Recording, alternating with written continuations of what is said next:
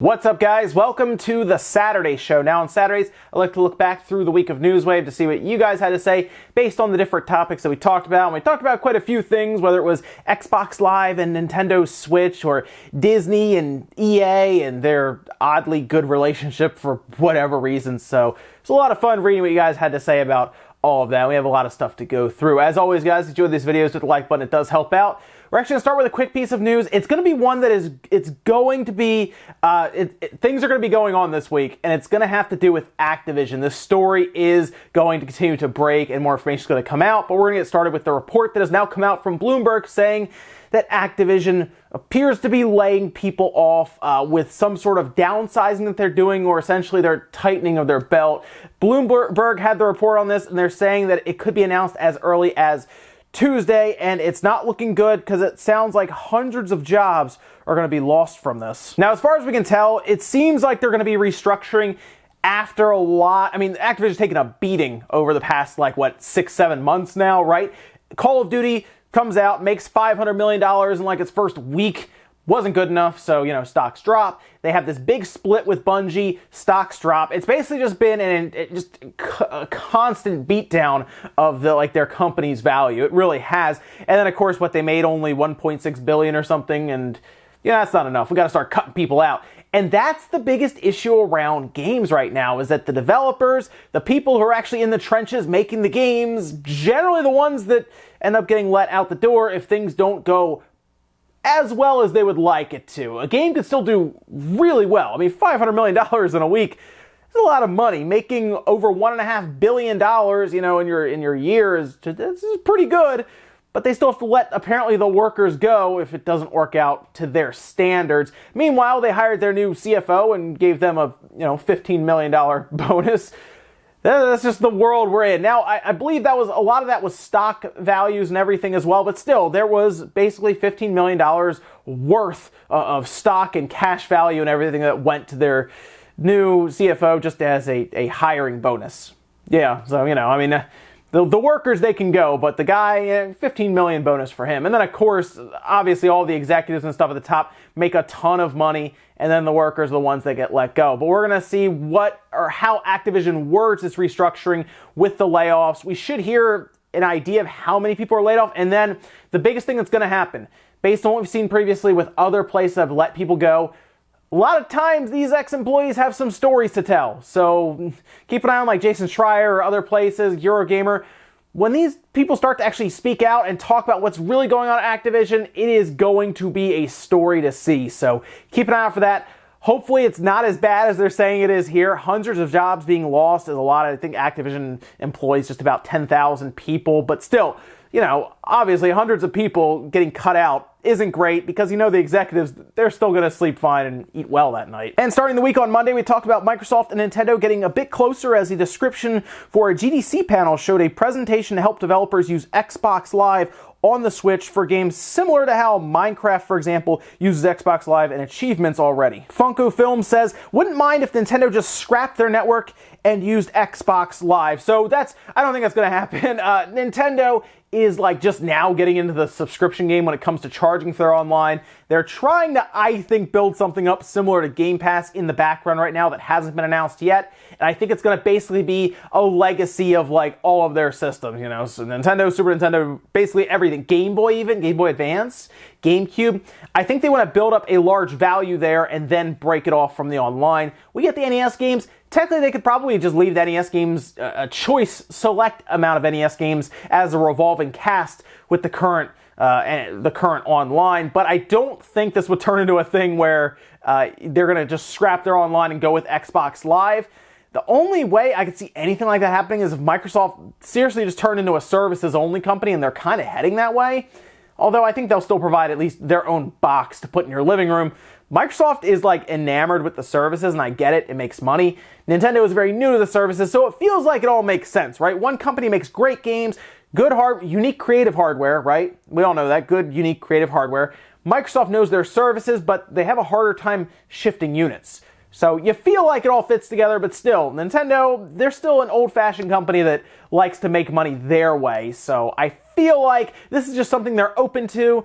just as like a let's get more stuff on here. We want a Minecraft Better Together update, and let's see where this kind of keeps going to. The real question is, how far is this relationship actually going to evolve, and how far will it go?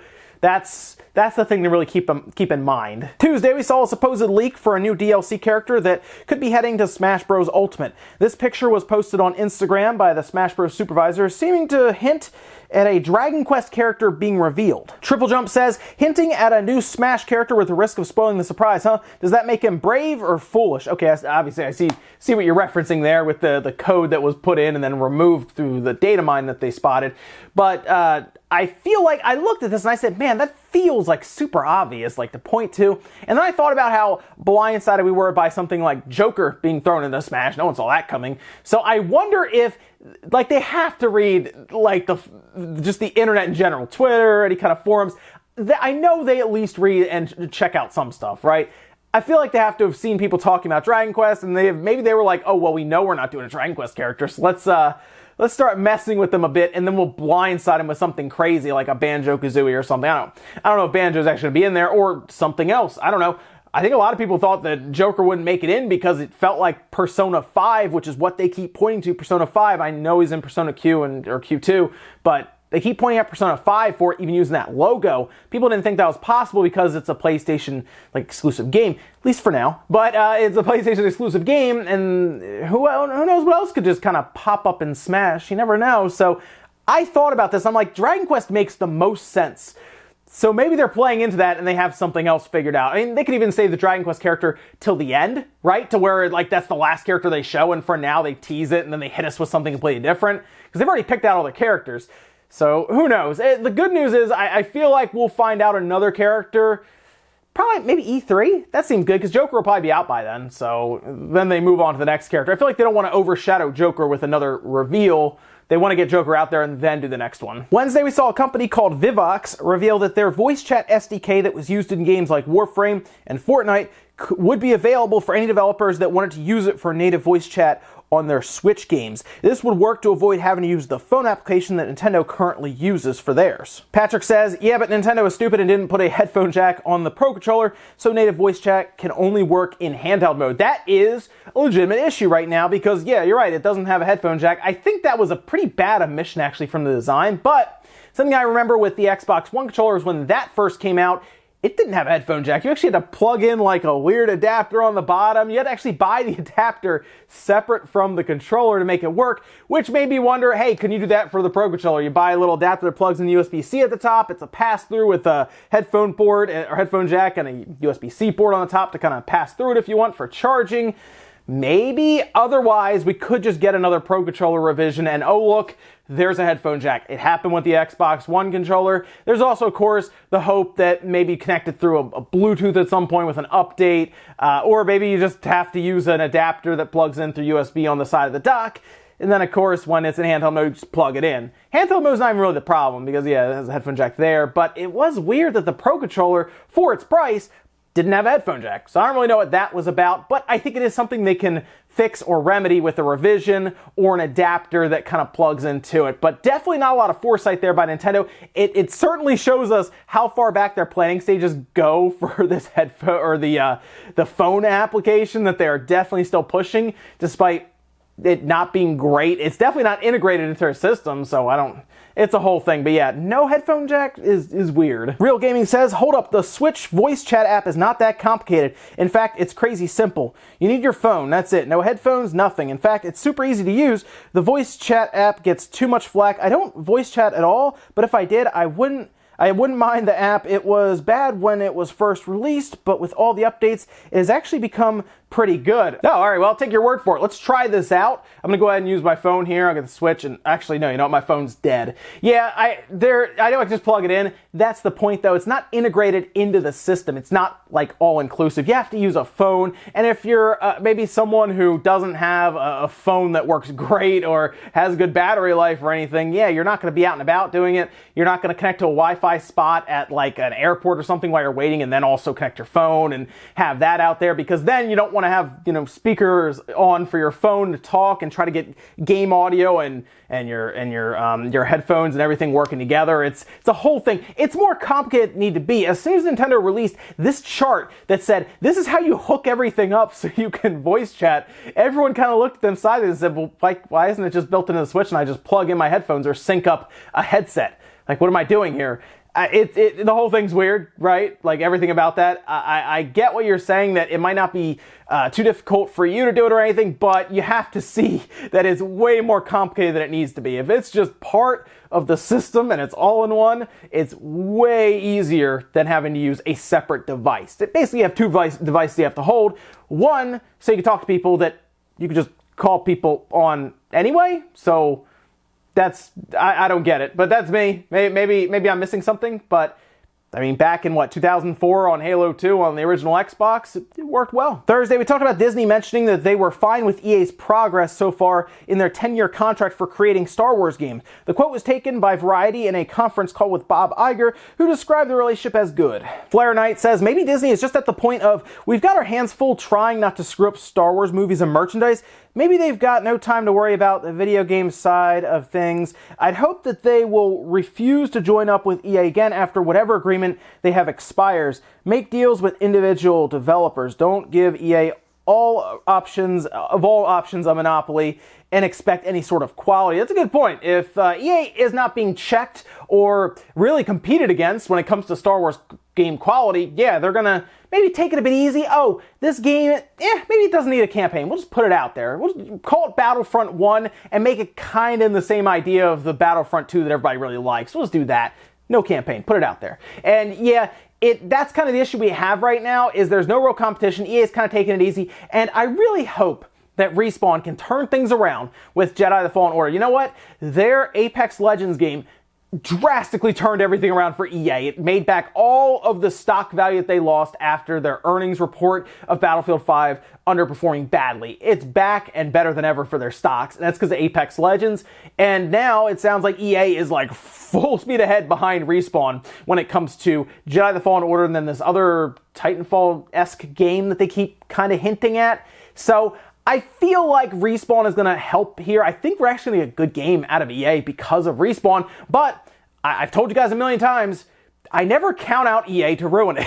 It's so bad to say, but like, I feel like EA is going to look at their Jedi Fallen Order game, it'll be good probably, and they'll go, well, how can we monetize this thing? Let's see, lightsaber colors, that's behind a loot box. Basically everything you can think of that's really cool, whether it's changing your lightsaber colors, the hilts, everything, I guess, that doesn't actually affect the damage of the lightsaber, it'll go behind a loot box. It'll become item cosmetics that you buy in their cash shop.